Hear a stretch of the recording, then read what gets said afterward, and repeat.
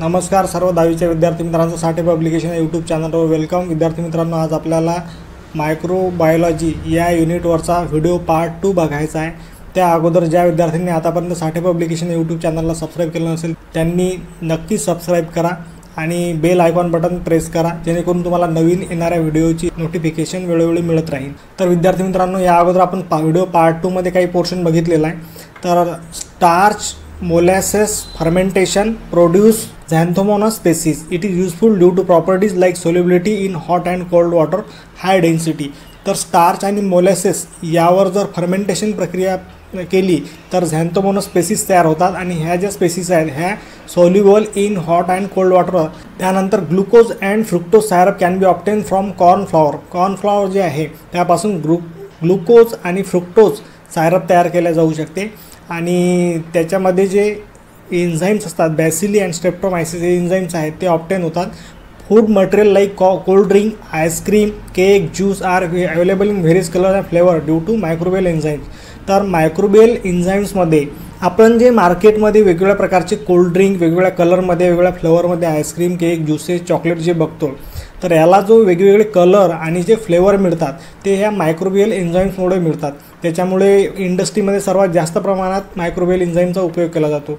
Wheat and rice flour in included with asparagus. Microbial enzyme use in various industries like. Microbial एन्झाईमचा कोणत्या कोणत्या इंडस्ट्रीमध्ये उपयोग केला जातो? Cheese, plant extracts, textile, leather, paper यासारख्या इंडस्ट्रीजमध्ये मायक्रोबियल एन्झाईमचा सर्वाधिक उपयोग केला जातो। युजेस ऑफ झॅन्थन गममध्ये तुम्हाला to impart thickness of ice cream, to impart thickness of pudding, to impart thickness of milkshake, to impart thickness of chocolate drinks, to impart thickness of instant syrup। त्या याचा अर्थ की जे चॉकलेट आहे की जे काही कोल्ड ड्रिंक्स आहे, मिल्कशेक आहे, आईस्क्रीम आहे, याला जो थिकनेस जे आहे जो घट्टपणा आहे तो आणण्यासाठी झॅन्थम गम हा यूज केला जातो। Uses of Xanthomonas species in the production of. तर कोणत्या कोणत्या प्रकारचे युजेस आहेत झॅन्थोमोनस स्पेसीजचे? तर पिगमेंट्समध्ये, फर्टिलायझरमध्ये, विडीसाइड्समध्ये, टेक्स्टाईल पिगमेंट्समध्ये, टूथपेस्टमध्ये आणि हाय क्वालिटी पेपरमध्ये। तर एवढ्या सगळ्या ज्या प्रॉडक्ट आहेत ते तयार करण्यासाठी ते झॅन्थोमोनस स्पेसीज याचा उपयोग केला जाऊ शकतो। Microbial enzymes use in various industries like. नंतर तुम्हाला ॲक्टिव्हिटीसाठी अशा प्रकारचा चार्ट विचारला जाऊ शकतो। त्यातल्या कोणत्याही 2 किंवा 3 ॲक्टिव्हिटी तुम्हाला बोर्ड देईन, उरलेल्या ॲक्टिव्हिटी तुम्हाला भरायला सांगू शकतील। तर 2 मार्क्ससाठी किंवा 3 मार्क्ससाठी अशा प्रकारचा जर काही चार्ट ॲक्टिव्हिटी आली तर तो विद्यार्थ्यांना नक्कीच भरता आला पाहिजे। त्यानंतर organic acid use in various commercial product and microbes useful for the same. तर या ठिकाणी सोर्सेस, मायक्रोबीज, अमिनो ॲसिड आणि युजेस दिलेले आहे। Sugar and beet, molasses and ammonia salt, Brevibacterium, Corynebacterium, glutamic acid and production of monosodium glutamate. Sugar and molasses सॉल्टमध्ये तुम्हाला Aspergillus नायजर्स नावाचे मायक्रोबीज आढळतात। त्याचे ड्रिंक, कॉफी, चॉकलेट यासारख्या वस्तूंच्या निर्मितीसाठी याचा सर्वाधिक उपयोग केला जातो।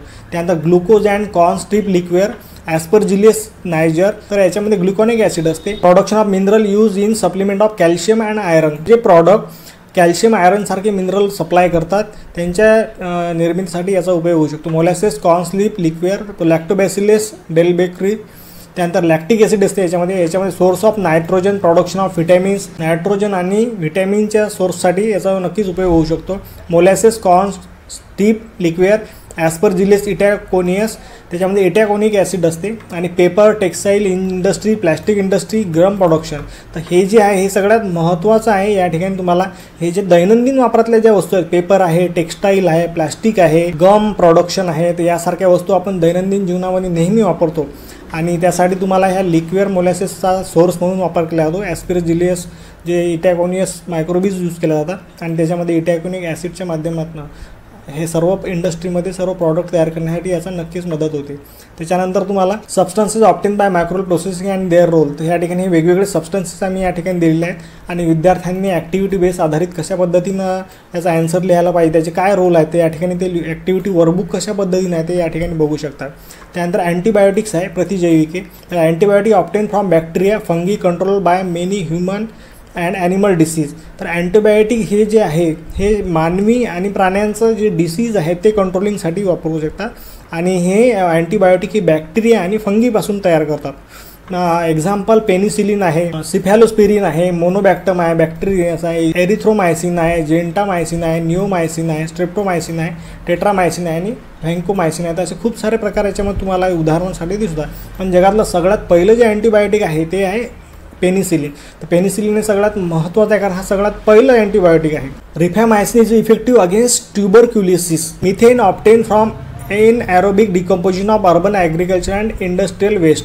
तर ॲग्रिकल्चर क्षेत्रामधून आणि इंडस्ट्रियल वेस्टमधून तुम्हाला मिथेन ऑप्टेन करता येऊ शकते एनएरोबिक डिकम्पोजिशनमधून. Clean fuel ethanol obtain from fermentation of molasses by yeast Saccharomyces. तर ऊसाची जी मळी असते त्यापासून आपल्याला इथेनॉल तयार करता येऊ शकते. आणि त्यानंतर hydrogen gas is future fuels. तर भविष्यामध्ये सर्व प्रकारचे इंधनाचे साठे संपल्यानंतर आपल्याला हायड्रोजन गॅस हा जो आहे हा नक्कीच आपल्याला भविष्यातलं इंधन म्हणून याच्याकडे बघता येऊ शकते. तर कृत्रिमरित्या इंडस्ट्रीमध्ये कशा पद्धतीने हायड्रोजन तयार करता येऊ शकते. हायड्रोजन बॉम्बसुद्धा आहे. बायो फोटोलिसिस ऑफ वॉटरच्या रिॲक्शनमधून आपल्याला हायड्रोजनची कशा पद्धतीने निर्मिती करता येऊ शकते या ठिकाणी आपल्याला इथे सांगितलेलं आहे. त्यानंतर बायोफ्युअल आहे. It is renewable source of energy. तर ही जी बायोफ्युअल आहे हे जैविक इंधन आहेत ही रिन्युएबल सोर्स आहेत. हे परत निर्माण करता येऊ शकते. It is available in solid, liquid and gases in forms. तर वेगवेगळ्या पद्धतीनं तुम्हाला याच्यामध्ये नेचरमध्ये सॉलिड, लिक्विड आणि गॅस फॉर्ममध्ये तुम्हाला मिळू शकतात. तर सॉलिड फॉर्ममध्ये आहे कोल आहे, कोळसा, डंग आहे, क्रॉप रेसिड्यू आहे. लिक्विड्समध्ये तुम्हाला व्हेजिटेबल ऑइल आहे, अल्कोहोल आहे. गॅसेसमध्ये गोबर गॅस आहे, कोल गॅस आहे. त्यानंतर easy available with plenty of quantity. It is reliable fuel for future. भविष्यामध्ये अशा प्रकारच्या रिन्युएबल एनर्जीचा वापर करताना बायोफ्युअल इंधन म्हणून लोक नक्कीच करतील. Microbial pollution control. तर मायक्रोबायोलॉजीच्या मदतीने पॉल्युशनवर कशा प्रकारे कंट्रोल करू शकते. तर लँड फिलिक साईट आहे, त्याच्यानंतर सीवेज मॅनेजमेंट आहे, क्लीन टेक्नॉलॉजी, त्याच्यानंतर Geobacter control pollution of atomic energy plants. Atomic energy प्लांटमध्ये जिओबॅक्टर सारखे जे फॅक्टर आहेत कंट्रोल पॉल्युशन करताना तुम्हाला दिसतात. SCB bacteria are use to clean oil spills from water are also called as hydrocarbonoclastic bacteria. तर oil spill म्हणजे काय, तर समुद्राच्या पाण्यावर जर पेट्रोल, डिझेल किंवा रॉकेल सारख्या पदार्थांचा जर थर साचला असेल त्यामुळे जी सिच्युएशन क्रिएट होते which is called as oil spill. तर एवढं मोठं समुद्राच्या पाण्यावर पसरलेलं जे ऑइल आहे ती कोणत्याच आर्टिफिशियल पद्धतीनं वेगळं करता येत नाही. त्यासाठी हायड्रोकार्बोनोक्लास्टिक बॅक्टेरिया नावाचे बॅक्टेरिया आहेत ते त्या ऑइलला नॅचरली डिकम्पोज करतात आणि त्यामुळे काय होते की त्या ॲक्विटिक जे लाईफ आहे त्या समुद्राच्या पाण्याच्या आतली त्याला सेव्ह करण्यासाठी नक्कीच मदत होऊ शकतो. SCB decompose hydrocarbon and carbon with oxygen obtain and CO2 and water form. तर SCB जे आहेत हे त्या ऑइल स्पिलला डिकम्पोज करतात, हायड्रोकार्बन आणि कार्बन वेगळे करतात आणि ऑक्सिजन आणि कार्बनच्या मदतीनं कार्बन डायऑक्साईड तयार होऊन वॉटर जे आहे ते रिलीज होते.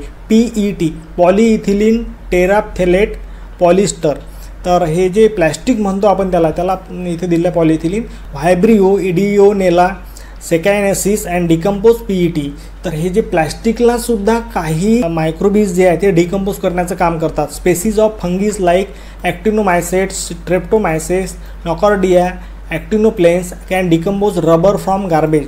तर रबरला सुद्धा डिकम्पोज करण्याचं काम जे आहे हे स्पेसीज ऑफ फंगीज ते लाईक हे ॲक्टिनोमायसेस सारखे जे मायक्रोबीज आहेत ते नक्कीच त्याला मदत करतात. Sulphuric acid is a source of energy for ॲसिडोफायलम.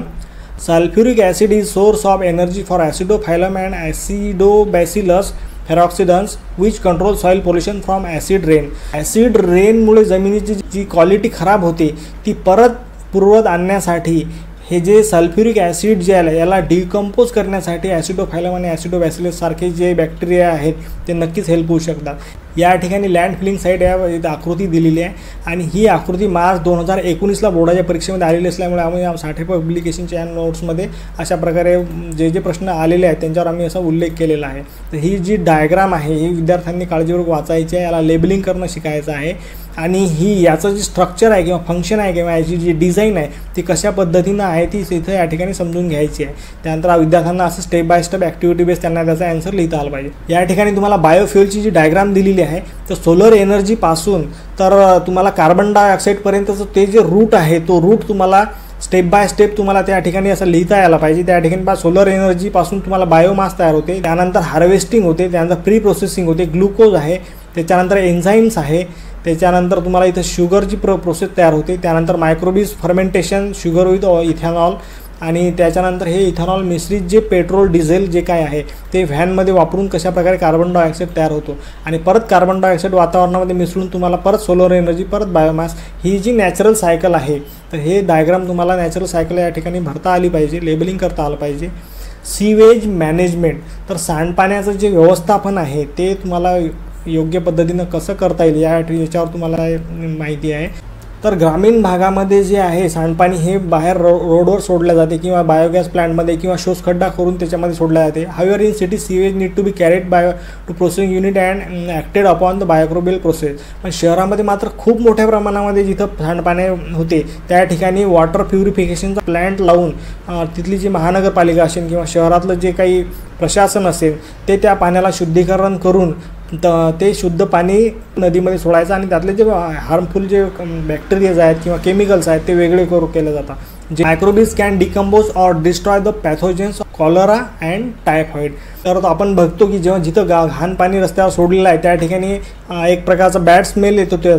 त्या ठिकाणी मिथेन जो गॅस आहे आणि कार्बन डायऑक्साईड हा तयार होत असल्यामुळे तिथं बॅड स्मेल येतो.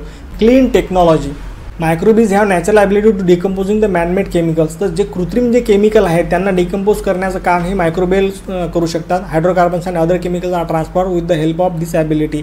तर हायड्रोकार्बन आणि कार्बनमधले जे काही घटक आहेत ते वेगवेगळे करून कार्बन डायऑक्साईड वेगळा करून डिकम्पोजिशन प्रोसेसच्या मदतीनं हे सर्व करण्याची क्षमता जी आहे या मायक्रोबीजमध्ये असते. Some microbes remove the sulphur from fuels.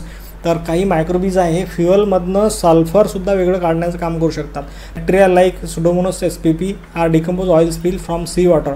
तर समुद्राच्या पाण्यामधलं जे ऑइल स्पिल आहे, जे ऑइल मिक्स होते समुद्राच्या पाण्यामध्ये ते वेगळं करण्याचं काम सुडोमोनास spp नावाचा जो मायक्रो बॅक्टेरिया आहे तो या ठिकाणी उपयोग होऊ शकतो. त्यानंतर Alcanivorax borkumensis have the ability to destroy the pyridines and other chemicals.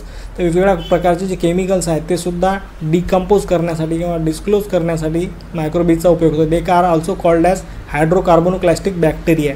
तर SCB, ओके, तर SCB जी आहे त्याचा लॉंग फॉर्म आहे hydrocarbonoclastic bacteria. SCB decompose the hydrocarbons and bring about the reaction of carbon with oxygen.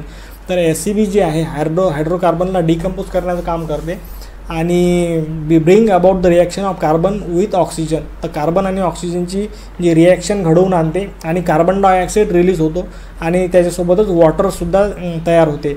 सर्व विद्यार्थ्यांनी सर्व ज्या नोट्स आहेत ह्या नक्कीच परचेस करायच्या आहेत आणि याच्यातून तुम्हाला कमीत कमी वेळेमध्ये तुम्हाला जास्तीत जास्त रिव्हिजन करण्यासाठी जो आहे नक्की फायदा होऊ शकतो. तर ह्या सर्व नोट्स आहेत ह्या तुम्हाला महाराष्ट्रभर पोस्टल पार्सलच्या मदतीनं उपलब्ध होऊ शकतात. त्यासाठी खाली दिलेल्या नंबरवर तुम्ही नक्कीच आम्हाला कॉन्टॅक्ट करू शकता. आम्ही त्या तुम्हाला बाय पोस्ट घरपोच पाठवू शकतो. तर विद्यार्थी मित्रांनो, हा व्हिडिओ तुम्हाला कसा वाटला त्याबद्दल तुम्ही आम्हाला नक्की रिप्लाय करा. साठे पब्लिकेशन या यूट्यूब चॅनलला सबस्क्राईब करा, लाईक करा, शेअर करा आणि सर्व 10वीच्या विद्यार्थी मित्रांना जास्तीत जास्त साठे पब्लिकेशन नोट्सबद्दल आणि यूट्यूब चॅनलबद्दल माहिती द्या. थँक्यू.